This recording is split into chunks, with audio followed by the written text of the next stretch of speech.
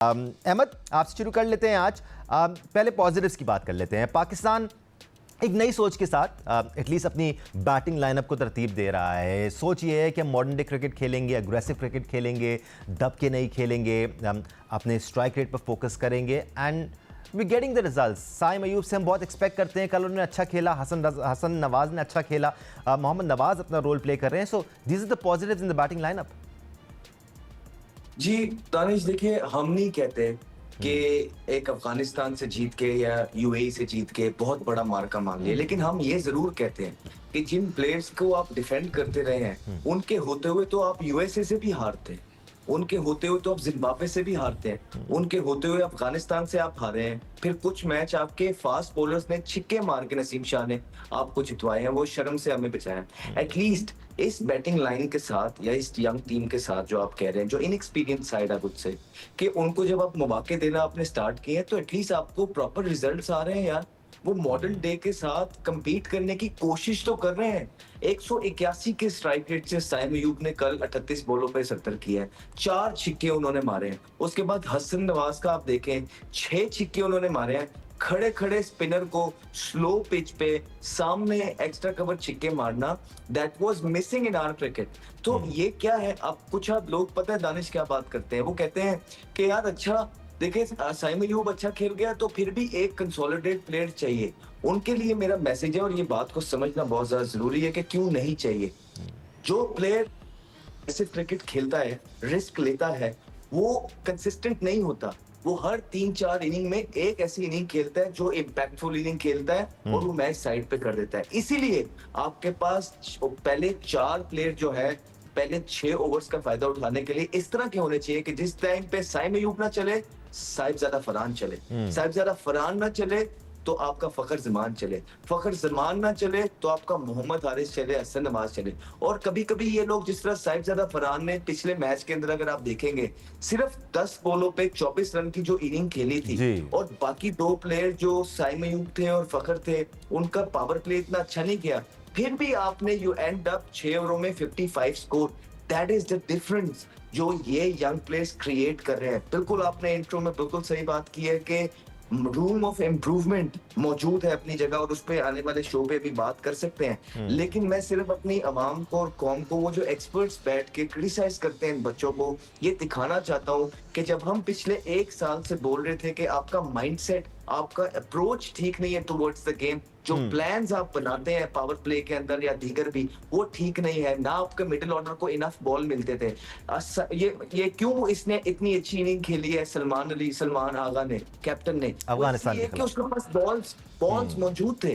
क्यों आपका ये जो मिडिल ऑर्डर के अंदर हसन नवाज जो है कंसिस्टेंटली परफॉर्म कर रहा है, वो इसलिए क्योंकि उसके पास बॉल्स मौजूद हैं। अब पाकिस्तान की क्रिकेट में ऐसा नहीं हो रहा जो पिछले 5 साल से हो रहा है कि ऊपर से हम अपना अपना खेलते हैं, एंड वाले 5 ओवर जो है ना, बाकी 9 बैट्समैनों को, फ्लोटर्स को भेजी जाएंगे, कभी नवाज को भेजेंगे, शफी शादाब को भेजेंगे, उन्हें कहेंगे आंखें बंद करो और मारो। सो ये एक पॉजिटिविटी है। जो पहला सर्कल आपका जाता है वो बहुत जबरदस्त जाता है, उसके बाद 6 से लेके 15 ओवर तक भी लोग ट्राई करते हुए नजर आ रहे हैं, और फिर आपके पास नीचे हसन नवाज और नवाज टाइप प्लेयर मौजूद हैं जो फिनिश करते हैं। So kudos to this young thing. I am not saying कि इन्होंने वर्ल्ड कप जीत लिया, लेकिन एटलीस्ट बहुत सारे पॉजिटिव्स मौजूद हैं। एक बड़े एशिया कप से पहले क्लैरिटी है, टीम जल्दी अनाउंस हो गई, क्लैरिटी है कि आपके पास पता है कि आप किस ब्रांड ऑफ क्रिकेट खेल रहे हैं। आपने इस दफा कोई स्केप गोट अनाउंस नहीं किया, नहीं तो कुछ हद प्लेयर्स मैं सुनता हूँ वो ये बात करते हैं दानिश कि जी वो फलाने सीनियर को रख लेते, यार जब वो 4 साल से 3 साल से परफॉर्मेंस ही नहीं कर रहे तो किस पे रख ले, स्केप गोट बनाने के लिए ताकि उनको और गंदा किया जाए।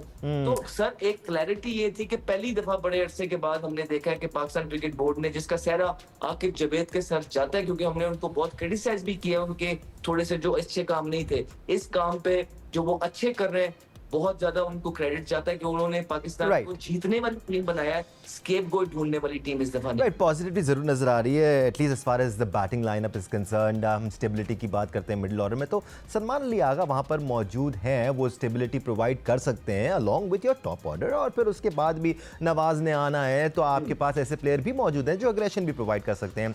हम बॉलिंग को जरा सेपरेट रखते हैं क्योंकि दैट्स वन एरिया जो थोड़ा सा ग्रे एरिया है, जिसमें बेहतरी की गुंजाइश नजर आती है, जिसमें बेहतरी आनी चाहिए। चाहिए। बट सिकू भाई थोड़ा सा कॉन्फिडेंट महसूस करें, और जैसे अहमद ने कहा, ये इंपॉर्टेंट बात है कि ऐसा नहीं है कि हमने सब कुछ हासिल कर लिया और बिल्कुल परफेक्शन आ गई है और अब बिल्कुल बेहतरीन हो गया हमारा बैटिंग लाइनअप। हाँ, शायद थोड़ी बहुत गुंजाइश यहाँ पर भी हो, लेकिन पॉजिटिव साइंस ज़रूर है सिकू भाई। मैं एक बात करने जा रहा हूँ जो कि थोड़ी सी नेगेटिव है। जो अहमद ने बोला, आई टोटली एग्री कि हम चीज़ों को इम्प्रूव कर सकते हैं, मगर एक चीज़ जो बहुत ज़्यादा इम्प्रूव करनी है, जब बाबर आज़म वहाँ पे कप्तान थे 5 साल, लोग कह रहे हैं ना, मैं पढ़ रहा हूँ, मैं हैरान हो जाता हूँ उनकी, क्या उन्होंने परफॉर्मेंस नहीं देखी। मैंने पूरी लिस्ट निकाली हुई है कि कितने टूर्नामेंट वो हार चुके हैं, कितने होम सीरीज़ वो एज अ कैप्टन हारे, वो चलो हार गए एज अ कैप्टन, मगर जो उन्होंने सबसे बड़ा जो पाकिस्तान क्रिकेट के साथ ज्यादती की है वो ये की है कि उन्होंने प्लेयर्स नहीं बनाए। अब यही लड़के हुसैन तलत, खुशदिल शाह, मोहम्मद नवाज, हसन अली या आसिफ अली, बेचारा आसिफ अली तो चला ही गया, ये वापस ये क्यों आए हैं? आसिफ अली को छोड़ के ये 4 लड़के क्यों आए? आपने कभी उनको मौका नहीं दिया, और यही गलती इस वक्त की मैनेजमेंट कर रही है। मैं नकवी साहब को वही एडवाइस करना चाहता हूँ कि सर, इस पर आप गौर करें कि यही बाबर आजम साहब करते थे कि 15 ओवर खुद खेल गए, बाकी किसी को नहीं खेलने दिया। अब क्या हो रहा है कि देखिए, अफगानिस्तान का मैच जो था वो एक मैच था। सब कह रहे थे कि एशिया की सबसे बड़ी टीम, नंबर 2 टीम, फला ढिमकाना, हमने उनको हराया, very well done, excellent, confidence ऊपर आया होगा। यूएई का मैच तो प्रैक्टिस मैच था, इसमें आप फहीम अशरफ को ऊपर तो भेजते। आपने यही गलती बाबर आजम ने की कि उन्होंने कभी नीचे के प्लेयरों को ऊपर नहीं लेके आया कि उनको बैटिंग मिल जाए, उनको खेलें, वो प्लेयर बन जाएं। आज दोबारा सब वापस आ गए, तो वो यही गलती इस वक्त भी कर रहे हैं। हारिस को ऊपर भेजते, मोहम्मद हारिस को देखें तो वो करता क्या है। मुझे तो उसकी बैटिंग का स्टाइल पसंद नहीं है, मैं तो साफ बात कर रहा हूँ। वो धुएंधार किस्म की बैटिंग करते हैं, वो इंटरनेशनल क्रिकेट में नहीं चलेगी, मगर आप उनको ऊपर तो भेजें, फहीम अशरफ को ऊपर तो भेजें। आप मोहम्मद नवाज को आज नीचे भेजते, ये जब तक स्विच ओवर नहीं करेंगे, रीशफल नहीं करेंगे, तो I just want to tell Mike Hesson and mister Agha, Salman Ali Agha, कि you have to do this if you want to, मतलब एक उसको पाकिस्तान की क्रिकेट को, you want to improve Pakistan cricket, you have to give them a chance. अगर आपने उनको chance नहीं दिया, आप उनको वही नीचे 8वें नंबर पे 9 गेंदों के लिए, एक जा रहा है 4 गेंदों के लिए, फायदा क्या? आप ऐसे बैट्समैनों को अगर एज अ बैट्समैन आप उनको खिला रहे हैं, ऊपर लेकर आएँ। इस किस्म के मैचों में जिसमें यूएई खेल रहा है, नेपाल की टीम के खिलाफ भी बाबर आजम ओपन कर रहे थे 100 करके, वाह जी आईसीसी की रैंकिंग में बड़े हो गए। ये नहीं होता। आपने पाकिस्तान के लिए क्या किया है? पाकिस्तान की टीम बनाई नहीं बनाई? तो यही गलती आगा साहब आप भी कर रहे हैं और माइक हैसन भी कर रहे हैं, ये आपको ठीक करनी पड़ेगी। आप जो लड़के साथ लेकर गए उनको चांस दें, ऊपर लेके आए, कम से कम यूएई के खिलाफ तो लाएं। अगला यूएई का मैच होगा, मैं देखना चाहता हूं कि इसमें अच्छी चेंजेस होनी चाहिए। इन सब की बैटिंग ऑर्डर ऊपर हमारे दौर में होता था। हमारे दौर में कप्तान 8वें नंबर पे बैटिंग करता था, उसको ऊपर ले आते थे। जब कोई हल्का मैच होता, वसीम राजा नीचे खेलता था, उसको ऊपर ले आते थे। तो ये आप करें, अगर नहीं करेंगे तो पाकिस्तान टीम का वही हाल होगा कि सिलेक्टेड लड़के खेल लेंगे, बाकी लड़के नहीं खेलेंगे। हम बॉलिंग कॉम्बिनेशन और बॉलिंग लाइनअप के बैलेंस पर ज़रूर बात करेंगे, लेकिन ये अच्छा ट्रांजिशनल डिस्कशन है अहमद कि हम थोड़ी सी ऑलराउंडर्स पे ही बात कर लें। ख़ासतौर पे फ़हीम अशरफ का आप क्या रोल देखते हैं? साथ साथ आप मोहम्मद हारिस के बारे में बात कर सकते हैं।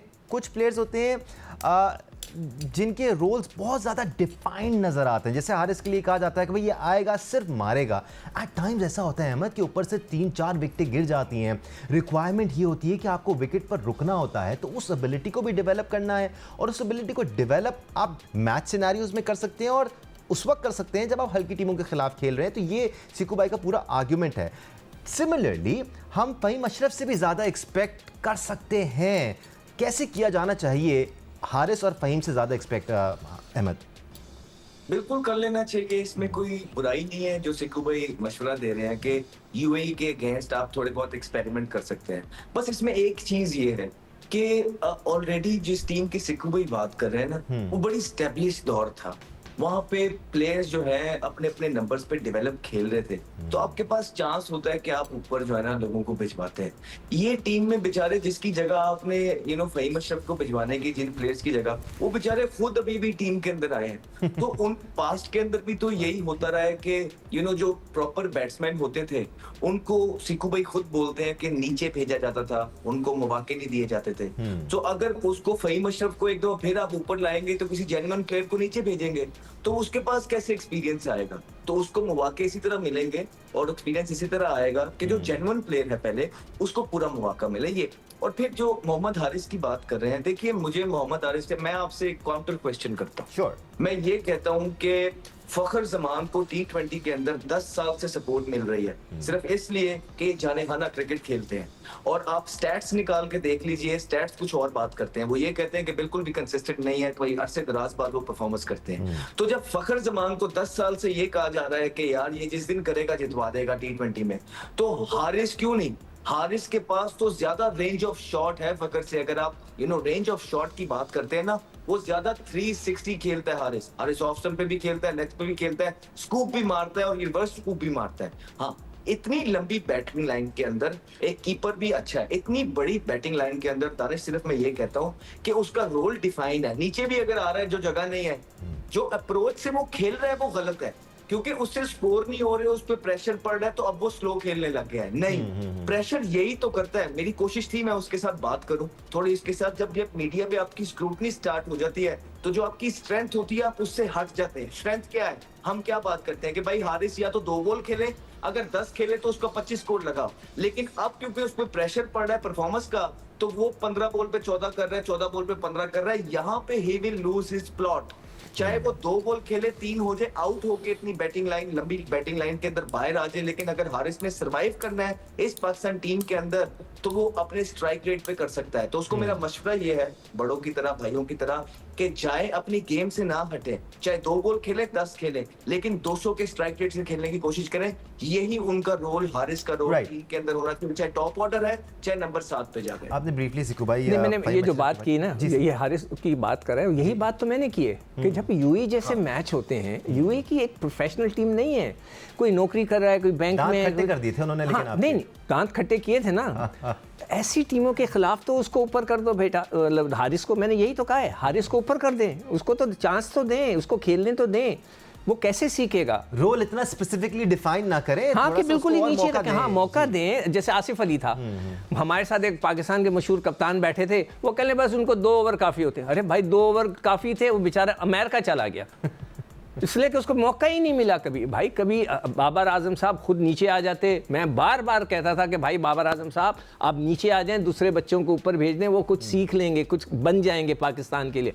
आपने नहीं किया। यही चीज़ मैं अब कह रहा हूँ कि जब ऐसी टीमें होती हैं, जो हल्की टीमें होती हैं, तो आप हल्की टीमों के खिलाफ बच्चों को ऊपर करके थोड़ा सा उनको मौका दें, बस दैट्स ऑल। एब्सोल्युटली। और फिर उनके रोल्स इतने स्पेसिफिकली डिफाइन नहीं किए जाते। उनके पास मार्जिन होना चाहिए, उनसे ज़्यादा वैल्यू डिराइव की जा सके।